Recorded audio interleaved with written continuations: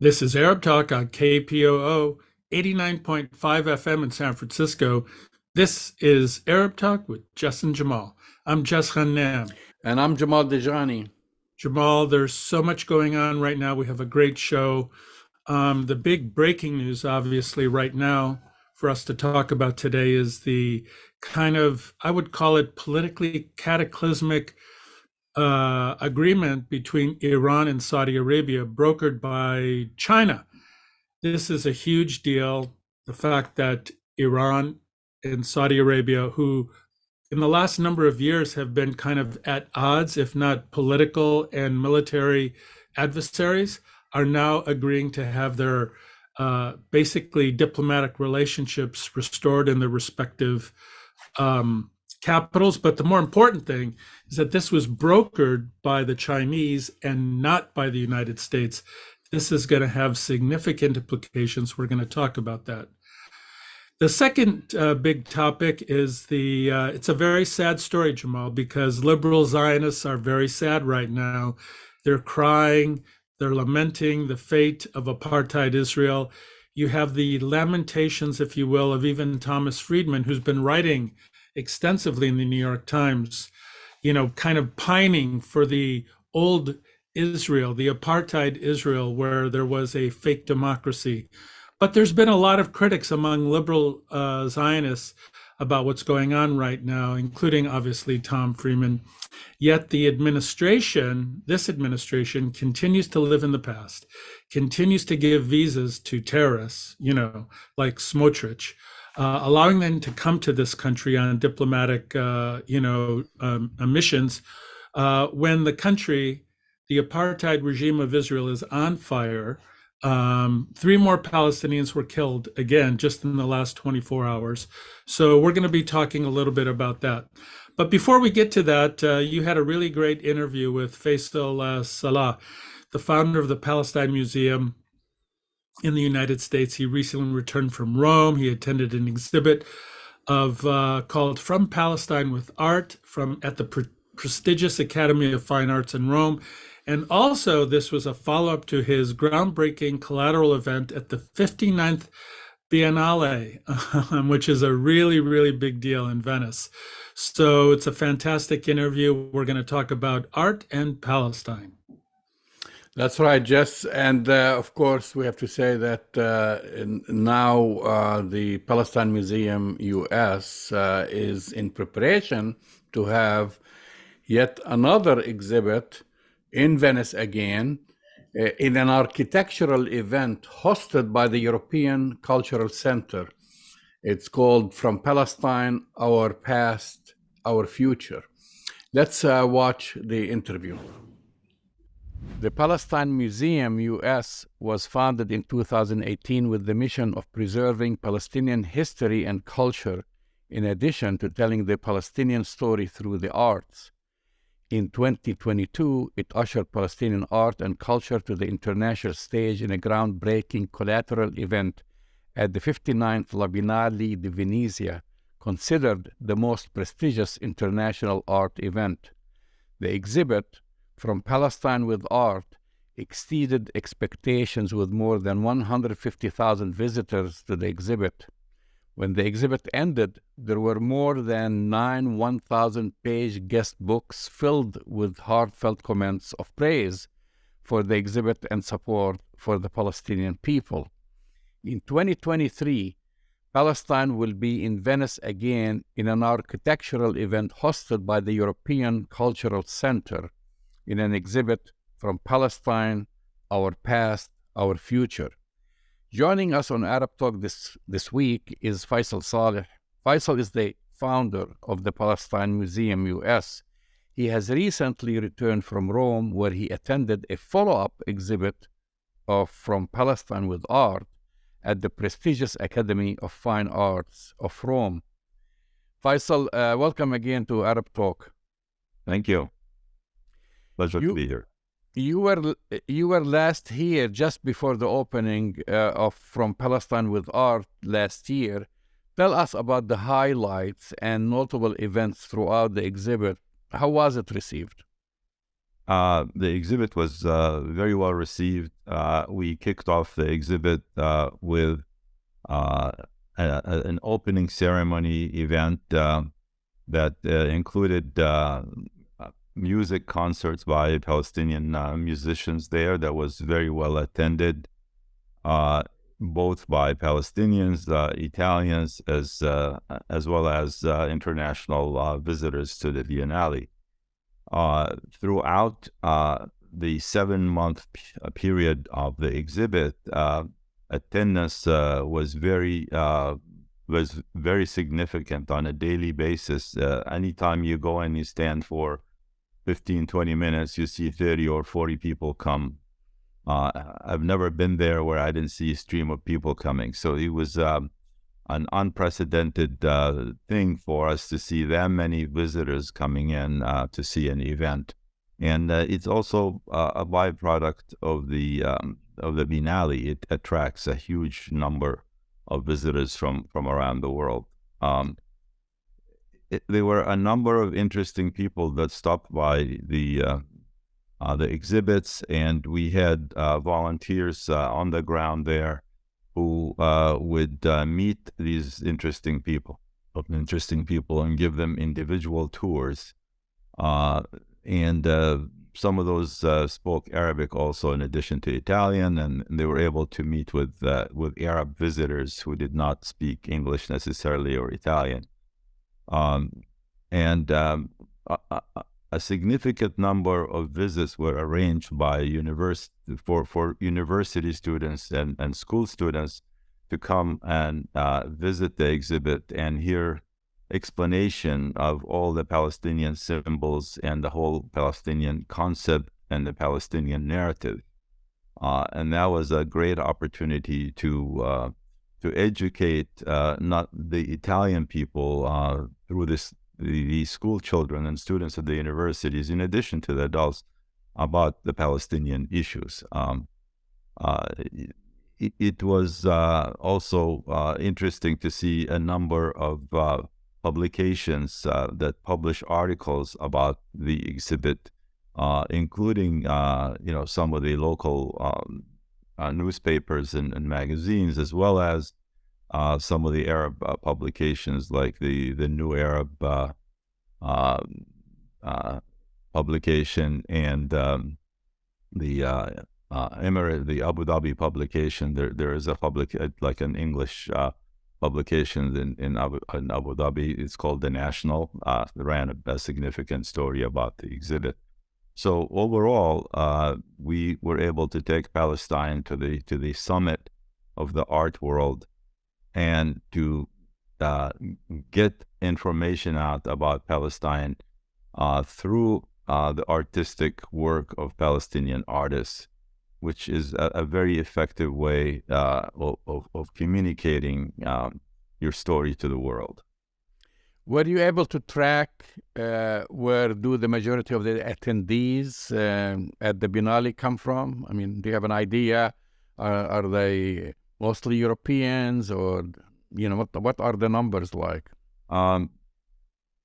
It's difficult to have exact numbers because the exhibit was admissions free admissions, so that people did not have to buy tickets; they just walked in. But what we have to track is the guest books, the 9 guest books that we have. They tell us that people came from every corner of the earth. So we have people from the Arab countries, we have people throughout Europe, and the number of non-Arab, non-Palestinians was significantly larger than the numbers of Palestinian Arab type visitors, which we were very happy about that, so that we're not preaching to the choir, if you will, It is an accomplishment that we were able to reach these audiences. Now, if you think of the audience, we basically had 3 audiences. The first audience are people from the Arab countries, like from Egypt and Iraq and Algeria and Morocco and the Emirates, and then we had the Palestinians, and for the Palestinians, walking into the museum was such a very emotional experience. Now, I've seen people cry as they walked in. It was something to be really seen there. There was a sign at the door of the building that says "From Palestine with Art," and people, when they saw that, they could not believe that they're seeing that sign in a street in a European city, and then they just see the sign and walked into the building to see the exhibit. And we had Palestinian music playing throughout the exhibit hours, so it was quite a scene. And then the third audience was the non-Palestinian, non-Arab audience, who were very curious as to what is this Palestinian art is all about.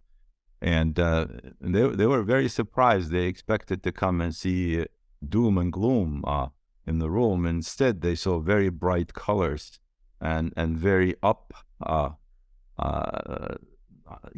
atmosphere. And then they were very impressed by the fact that our artists, despite the conditions they live on and all the struggle they're going through, they're still able to dream and be optimistic about the future, and as expressed throughout the colors and the works that we exhibited.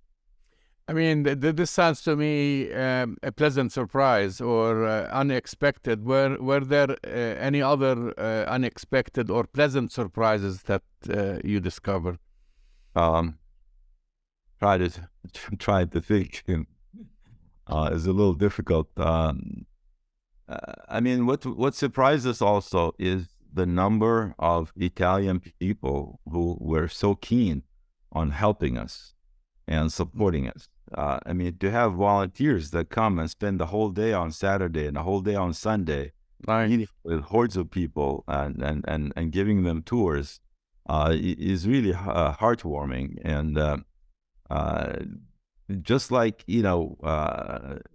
what happened at the World Cup, we discovered that Palestine is so popular among the Arab masses, and that was a big surprise. And we also found a big surprise how much support that Palestine had in among Italians and Europeans and the people around the world. So I would put it in the same category as the World Cup, but maybe not with the same kind of media exposure the World Cup had, but the same thing, to see people from Morocco writing us poems about Palestine. It was quite interesting. And people from Algeria and from China and from Vietnam and from Australia, from all over the place. So you felt at home, really, which is nice. I mean that to have the host country so welcoming, and I know also Italians appreciate art. I mean, that's something, of course, very, very nice about that. Tell us about the follow-up 3-week exhibit you recently returned from at the very prestigious Academy of Fine Arts in Rome, Accademia di Belle Arti di Roma. Accademia di Belle Arti di Roma. That's the proper, difficult pronunciation. The Accademia is really this is described as the center of the world art. It is the world's center of art. It is the most prestigious art establishment in Italy and thus in the world, because Italy is the center of the world's art, as we all know. It's been around over 100 years. It attracts students from around the world. And we had some connections with some of the friends and supporters that we have who had very high connections into the Accademia, and they were able to secure for us an invitation to exhibit at a short notice, mind you, because a lot of these things are booked years ahead. And they secured for us a 3-week exhibit, which is quite good. And just to be there like for one day is significant enough for us. And the ceremony, we had an opening ceremony at the Accademia that far exceeded the ceremony we had in Venice. First of all, it was held in a nice auditorium, and we had 150 people, including, a dozen people from ambassadors and people from the diplomatic corps in Rome that attended. And I kicked off the ceremony with an 8-minute opening remarks. And when I was preparing for my remarks, I decided that I really have to make this memorable and make it impressive to the people who were there. So I decided to read my remarks in Italian. And I only know about 16 words in Italian. So I got with some friends and I wrote the remarks in English. They translated them for me in Italian, and they kind of coached me on it for a couple of hours. And I'm a good student, so I really listened. And so you aced it. And so, and then I had to stand in front of 150 people and give this 8-minute talk. Now they challenge you, they ask you questions in Italian. Well, no, at the beginning, I said, I have decided to give my talk in Italian out of respect for the Italian culture, the Italian art, Italian people. And it's an honor for me to stand in front of you here and try to speak Italian to you. And I got a lot of clapping, and it was very well received. Let's put it this way. People were very impressed by the fact that I took the time and the effort to address them in their own language, and I thought that was here is some connection between Palestinian speaking and Italian speaking. They're both expressive, and they use a lot of hand gestures. So you didn't have a problem with that. No, I just have a problem. There are a lot of complicated rules for how do you pronounce the syllables and the words. Luckily, they're all consistent. Like if there's an I after a C, it's a ch sound, and if it's a ch and an e after it, it's a k sound. And it took me a while to figure that out. But at the end, it was really very well received. And at the end of my remarks,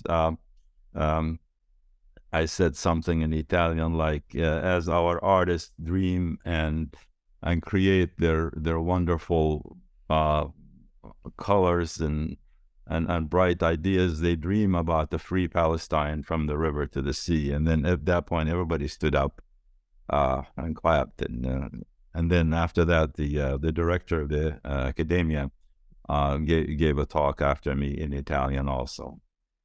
I mean, I assume with events like this, you have to have a synergy, like you mentioned earlier, that just the fact that you were invited to this prestigious venue and the importance of the venue.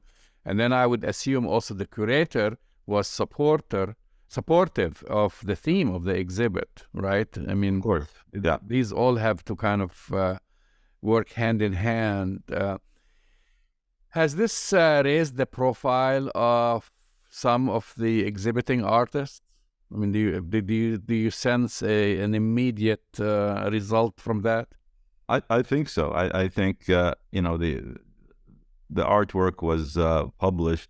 A lot of it was published in a number of publications after the Rome exhibit, and there were a lot of inquiries about the artwork. People wanted to know who's this artist and where they're located, and we expect that some of these artists would have connections in the future, and maybe they'll come, be invited to study there or participate in joint collaborative projects, or invited to residencies, art residencies, and things like that. So I think it was very beneficial to the artists, and as a minimum, the artists can now put on their CV.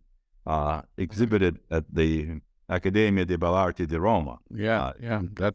It's not a small thing. It's a very important mention as far as one's records, if you will. Palestine's narrative will be told again in Venice this year at an architecture-themed event hosted by the European Cultural Center, From Palestine, Our Past, Our Future. What were the origins of this concept? Well, basically, this concept came out of the fact that the Venice Biennale itself has 7 different branches to it. In addition to the art, they have architecture, they have cinema, theater, and dance. And the architectural Biennale that is done every other year in alternate years with the art Biennale. So 2023 was the architectural Biennale. Now, we applied to the architectural Biennale to do a collateral event, the same thing we did with the art. And unfortunately, our application was denied. And we think it was denied for a couple of reasons. One is they decided to only offer or approve 9 collateral events, whereas in the art there were 31 collateral events. So they narrowed the scope of the collateral events, and most of the participants in the collateral events that were selected, they were most like countries almost. There was like one was Scotland was the collateral event, another one was Hong Kong as the collateral event. So it looks like, you know, we were kind of superseded by some other priorities that the curator of that Biennale had. So, and also our theme was a bit more aggressive this time. Our theme really, the title you read doesn't really tell the whole story. It's very broad and general, but the theme is we are focusing on the 500 Palestinian villages that were depopulated and most of them destroyed by Israel in 1948. So really the subject matter here is, what did Israel do in 1948? So let me clarify. So, you know, for our listeners and viewers, the exhibit is about displacement of Palestinian throughout history. Now, from what I gathered, there are 2 sections whose combined imageries show the tragedy of human expulsion that Palestinians continue to face to this day. Explain what these 2 sections will consist of and how they will be organized. Okay, think of the exhibit as having 2 walls, 2 parallel walls. On one wall, we intend to show the past, and the past is, you know, what Israel did, and not just the expulsion, but the massacres they did. And to really illustrate that, we are using a very large Palestinian map. It's about 10 meters long by 3 meters wide. And that map is going to be laid on the floor of the exhibit hall. The exhibit hall itself is 150 square meters. It's about 1,600 square feet of exhibit space, which is as big as a house, a big house almost. Right. And that's a very large exhibit, and it has very high ceiling. The ceilings are about 5 or 6 meters high. On one side, we will show that, you know, what happened in 48, and we will show the destruction, the you know, all the bad things that happened, and we will show the impact of that. We would show, you know, images of refugee camps, images of refugees, images of the ruins of homes and the remnants of Palestinian life that was today, it still stands in ruins. If you travel throughout the historic Palestine, you would see dozens and dozens of villages that are still there, vacant, and houses that are destroyed. You see an arch here, a wall here, a portion of a room here. You see remnants of life there. You see a stone that was on top of a well. So we will highlight that and show that, to show the extent to which the Palestinian society and Palestine life was attacked by Israel, and a good part of it was destroyed, and the hundreds of thousands of people who became refugees and still to today, 75 years after, are suffering from the impact of what Israel did in 1948, which was the culmination of a settler colonial project that is exclusive and racist in nature. Now, on the other side, we intend to show the future, and the future will be artists' imagination of what the future looks like, and see abstract paintings of bright colors. We see maybe depictions of Palestinian landscapes that look a lot different than today's landscape, sort of full of settlements where the top of the mountains was sliced and replaced with stacks and stacks of buildings and streets and other forms of urban sprawl. And specifically also, we will show a 3D model of 4 Palestinian villages that were designed and re-envisioned by teams of Palestinian architectural students. These are the outcome of an annual competition that Dr. Salman Abu Sittah and his organization, Palestine Land Society, conducts each year, and gives Palestinian and Arab architectural students in their final year an opportunity to work on a number of these villages and think and re-envision what they could look like in the future under free Palestine, and a future where peace is at hand at that point. So we have both sides, the past and the future, and we have the map on the floor where it's the villages and the towns are going to be color-coded as to what happened to them, including where the massacres took place. So this whole thing is going to be very embarrassing for Israel. I can't think of anything else that's going to be any more embarrassing than that. We're going to show on a large TV excerpts from films and videos that talk about, the Nakba and the aftermath of the Nakba. And we will also show music, and so it will show the extent of the destruction, but the Palestinian resilience and the determination to see this through into a bright future. Well, I mean, Israel spends millions and millions of dollars trying to erase Palestinian history, art, culture. The villages you're talking about, I remember visiting the village of Lifta. I mean, you could go walk around there and imagine the life that was there. And in a way, through this art is bringing back the memory, aside from exposing the atrocities committed, but you're really bringing this back to life. Yeah, we are. We want the world to know what happened. Israel, like you said, they destroyed the villages. They covered them up with invasive species of trees. Pine trees. Alpine pine trees. Yeah, parks. They basically buried the truth and changed the names of the villages as if nothing had happened. Right. And our job is to surface all that. We want to show the ghosts that are residing in these hulks of buildings and in these ruins that still till today are sitting there vacant, with nothing there except for overgrowth and cactus that's growing on those buildings.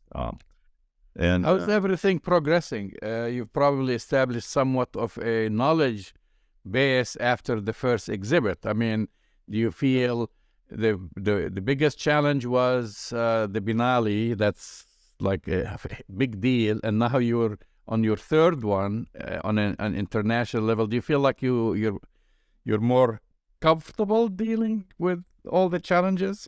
We are more comfortable in a way. And we understand the process a little better. We're able to deal with deadlines and timelines better. And some things that we've already invested effort into, for instance, like for the Venice Biennale, the Art Biennale, we created a book, a hardcover coffee table book about the exhibit. And we are going to create another book about this exhibit. And we would simply just go through the same process. We already worked with a vendor, and we just have to produce the new content and do that book. So that cuts our work quite a bit. We've retained a couple of Palestinian architects as curators, and we're working with those architects. So they're young and bright, and they're all very well credentialed. And the three of us are the team who's working on this project and try to bring it to light. And the opening ceremony is May 20th, and it's in Venice. It's a Saturday, and we will be holding a ceremony like the one we held at the Art Biennale. So we hope that people would visit in the summer there. And we're also trying to raise funds to fund the project. As you can imagine, a 150 square meter room for 6 months with all the services that go with it is not a cheap proposition here.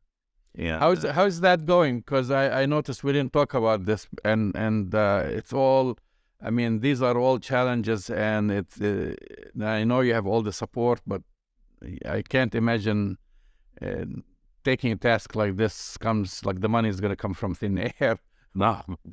So how are you getting support from the community in the United States, for example? Well, we're getting some, but we still got a long way to go. We're in conversation with other people, and we encourage people that may hear us talk about this to consider joining us in this effort.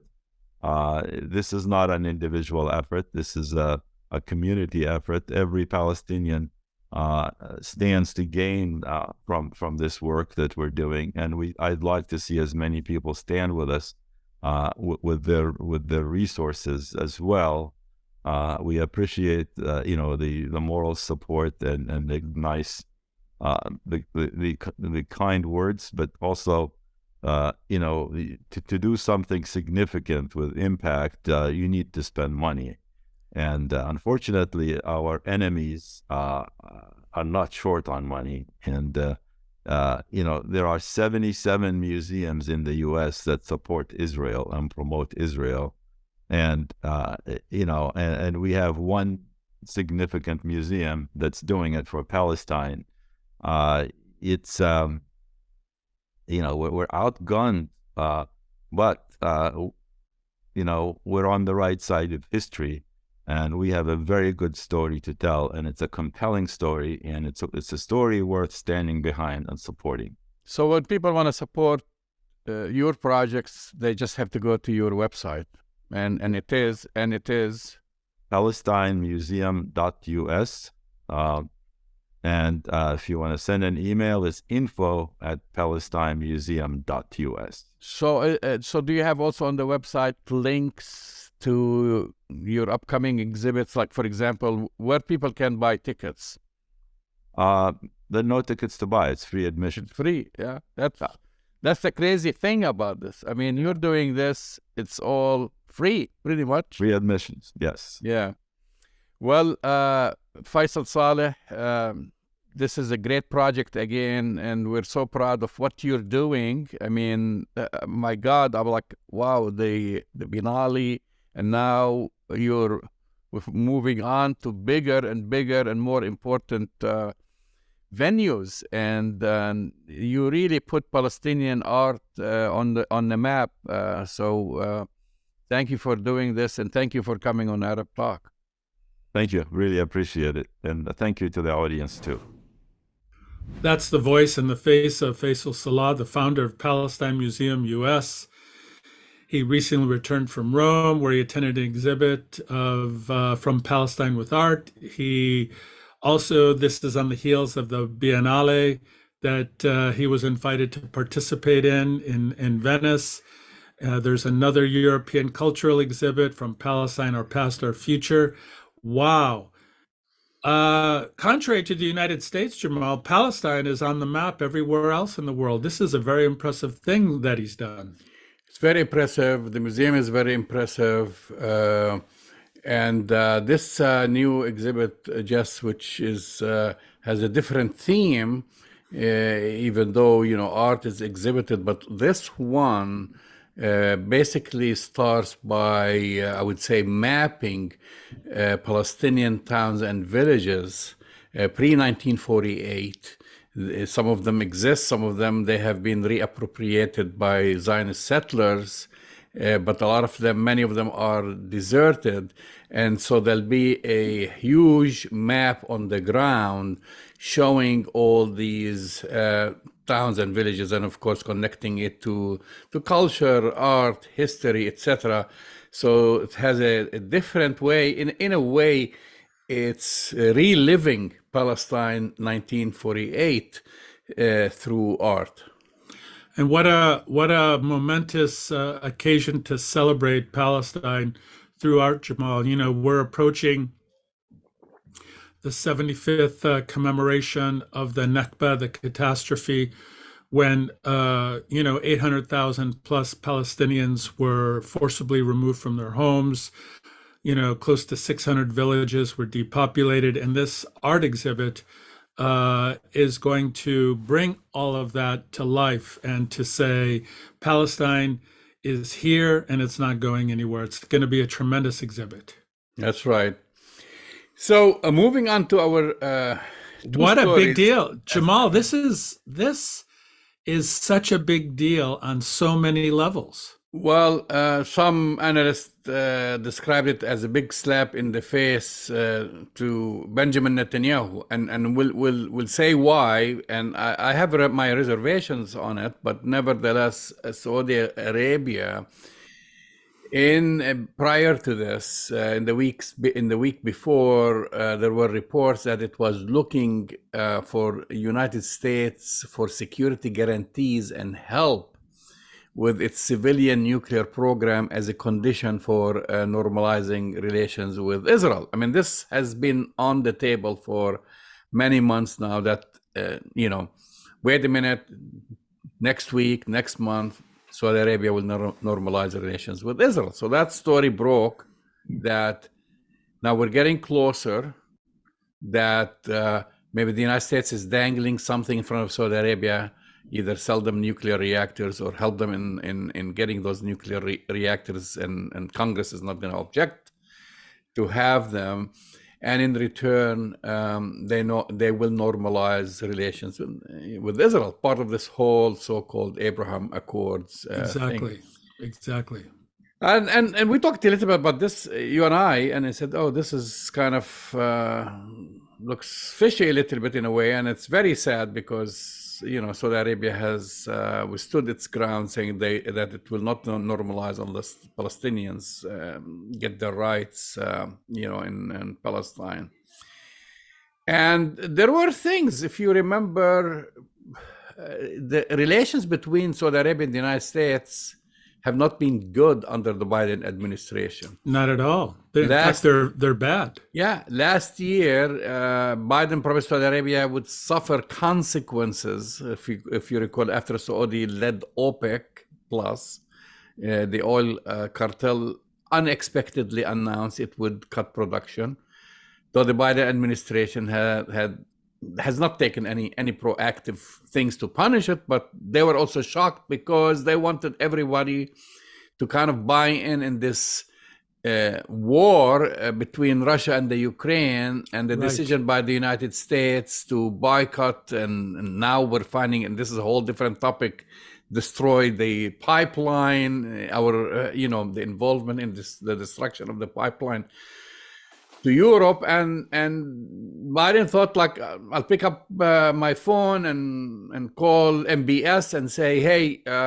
we need your help here. We need more oil because, And that was rejected by MBS. And this way, we'll lower the prices. If you recall, last summer, what oil prices reached $6.50 right here in California. Right. And MBS, and I remember seeing an interview by his ambassador saying, listen, we have our own interest also. We're not gonna just line up and lose money just to please you, to be another partner in this war. And so things have been a little bit sour, I would say, No, between the Biden but that's putting it mildly. I mean, the visit where Biden went to meet MBS, not the other way around, the famous fist bump summit was a bust, according to, what the US wanted to get out of it. And Saudi Arabia is doing its own thing, Jamal. Do you know that Aramco reported that their profits were $168 billion? huge profits. They just you're right. Actually, they reported this. So just like any other country, they're looking for their own interests. Yeah, and we'll talk about this. I mean, I have my reservations about Saudi Arabia too, in relation to the question of Palestine, because I think it's kind of, pretty dirty, to be honest. But you could make the analysis that MBS, from the perspective of his own unique, narrow Saudi interests, is acting in what he believes is his own best interests. But normalizing relations with Iran, Jamal, that's a big political shift. Well, that's the big slap on the face. So on Friday, Saudi Arabia and Iran announced that they had agreed to reestablish diplomatic relations after basically just 7 years of hostility in a deal between regional arch rivals that could have wide-ranging implications. And Israel always has been working on driving a wedge between Arab countries and Iran. Right. I mean, that's Israel's pet peeve, and not to mention egging the United States in getting involved to destroy Iran's nuclear program and so forth. So that now Riyadh and Tehran plan to reopen their embassies in an agreement mediated by no other than China. So it wasn't the European Union, it wasn't the United States, it wasn't even allies in the neighborhood. It's that China basically mediated this, and now they are restoring relations. Even though I have to mention that the State Department or spokesman Kirby from the White House said that Saudi Arabia had kept the White House informed on talks, and he downplayed Beijing's role in brokering the agreement, saying that the roadmap to reestablishing ties also included talks in Iraq and Oman. They don't want to give the Chinese. Yeah, but it's a complete joke. I mean, the big deal is that China is throwing its political, economic, and military weight around. The fact that China is cozying up to Putin and Russia and changing the whole geopolitical context right now. The fact that China has engaged in war games in the Straits of Taiwan and is building up in the South China Sea right now, Jamal. Xi Jinping just announced this week really significant, growth at a time after the COVID slowdown in China, with a huge addition to their military budget. And China and the United States are on a collision course militarily. Putting that all in context, and the fact that China can be the major broker in the Middle East right now seems like a major, major slap in the face to U.S. Israeli cooperation in the region to kind of direct how they want things. I actually think it's a big deal. I really do. So here is the million-dollar question, Jess. How will Israel be able to bomb Iran and fly its airplanes over Saudi territory to get to Iran when Iran and Saudi Arabia have diplomatic relations? How will Saudi Arabia allow them, let's rephrase it in a way, to do so, because that's how they were thinking. Saudi Arabia recently allowed Israeli commercial flights to fly over its territory instead of circumventing. But now you need the shortest route to go to Iran, because Benjamin Netanyahu, going back several years, when he was always threatening to bomb Iran, and the easiest way to do it is to fly jets. Of course, he's looking to also for the support of the United States. When the Saudis are going to say, listen, you're bombing our neighbor, we have diplomatic relations with Iran, but we don't have diplomatic relations with Israel. You know, we don't want your hostile act. We don't want you to take a hostile act using our airspace. So that's why I would say it's a big slap in the face. No, I completely agree, Jamal. And I think the long-term consequences for the United States exercising its dirty political power in the Arab world, in the Middle East, in this particular space is being called out. I mean, we've been talking about for decades, but for a long time, about how the apartheid regime is getting increasingly isolated from the rest of the world. But because the United States has been the big supporter of the Israelis, and we're going to kind of get to that in our second segment. But you know, the apartheid regime has always gotten a pass because they've been able to do their dirty work, and they have the Abraham Accord, so on and so forth. But this deal between Saudi Arabia and Iran changes the whole chessboard, if you will, Jamal. It changes everything. And I believe it disempowers the United States authority and power in the region significantly. I really do. I think this is a very big deal. It's a story that we'll be following for a very long time. Well, I mean, it's a shock because they thought that they were going in a different direction. Right. And the Saudis took 180 and moved the other direction. And for once, they did not ask the United States to be the For mediator, you know, or for that matter, yeah, permission, because they did not ask. And, you know, at the end of the day, it is good, regardless of, you know, and we've criticized Saudi Arabia. I can't remember how many times we did, you know, their abuse, human rights violations. We've criticized Iran. But at the end of the day, those are two neighboring countries that probably have more in common than differences. Absolutely, Jamal. And Israel absolutely managed to kind of play that wedge. I mean, this is divide and conquer. This is the policy that they follow. Yeah. And I think, you know, this we'll see what happens. Now, whether or not anything fruitful comes from this diplomatic connection, time will tell. But China is rising when it comes to its presence in Africa and the Middle East, Jamal. This is a very, very big deal. And, you know, it's definitely a story that's going to be developing. We're going to talk about it in the future. So, so all of a sudden now everyone is talking it's so about sad. It's the so demonstrations to restore democracy in Tel Aviv. Oh, it's so sad, Jamal. It's your so favorite writer for the New York Times, Tom Friedman, calls the Senate Majority Leader, Chuck Schumer. He says Chuck Schumer is Benjamin Netanyahu's useful idiot. Oh, okay. So this is how he goes about, you know. He says, and I'm quoting here, "I saw pictures yesterday of Chuck Schumer smiling, yucking it up with his old pal Bibi in the parliament. And my attitude is, you are a useful idiot, Chuck. You are a useful idiot just to get some picture back home in the Jewish week in New York. You know, that might get you a few votes." Well, can I just say something, Jamal?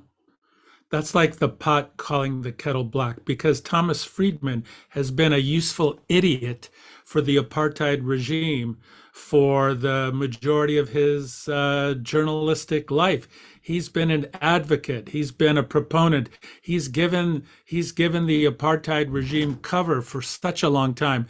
And now, because of the so-called democracy kind of protests, he's kind of calling out Chuck Schumer, who's calling out Tom Friedman for the years of avoiding the question of Palestine and the abuse that Palestine and Palestinians have taken for 75 years without any kind of claim of justice coming from Thomas Friedman. I mean, what Schumer did, we talked about last week. It was insulting, of course. But Tom Friedman calling out Chuck Schumer is equally insulting, I think.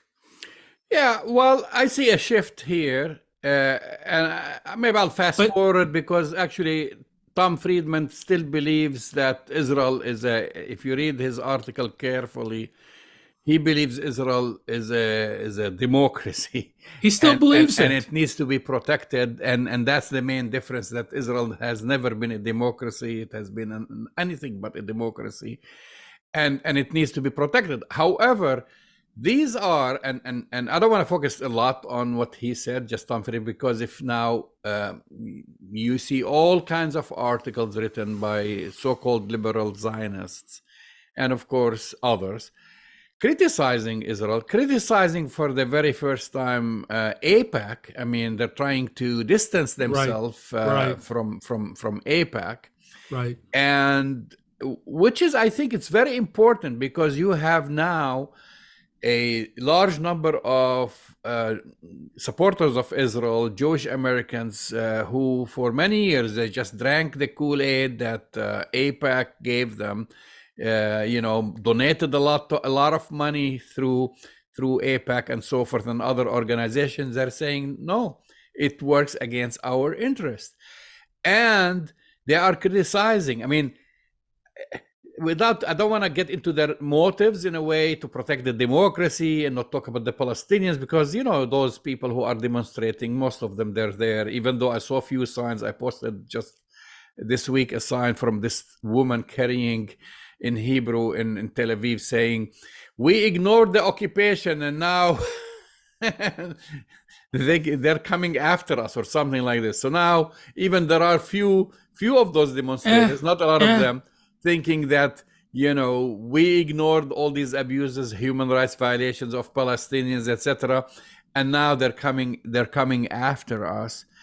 And there are a lot of these people who now are kind of shocked by Israel turning into a dictatorship. Turning into, Jamal? Turning into? Using words, such as, but listen, dictatorships and other things. But it's hard to get really. I mean, I could see why you're a little up or positive about this. I won't say optimistic. For me, it's very difficult to swallow this, to see it as positive, because you and I both know that this has nothing to do with the reality on the ground in Palestine right now.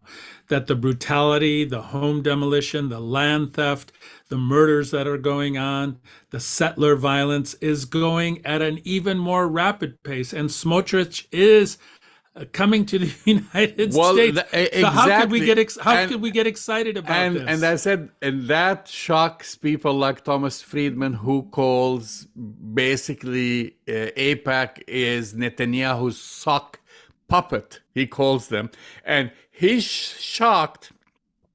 He's so shocked that he's pleading with the Biden administration not to allow Smotrich in. And that's when you started with the intro, that the administration lives in the past, and they still do, that they still keep drinking Netanyahu's Kool-Aid, and they are allowing Smotrich, giving him a visa, a diplomatic visa with full immunity, to come to the US.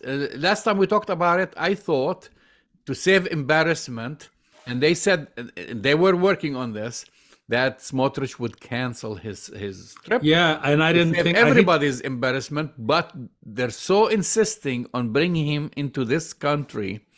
And that's why you find these people, they're shocked by the Biden administration.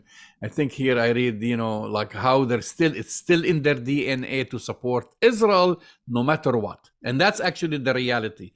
The Biden administration, the State Department, just the US Congress, Democrats, or it doesn't matter, Republicans, it is in their DNA to support Israel no matter what.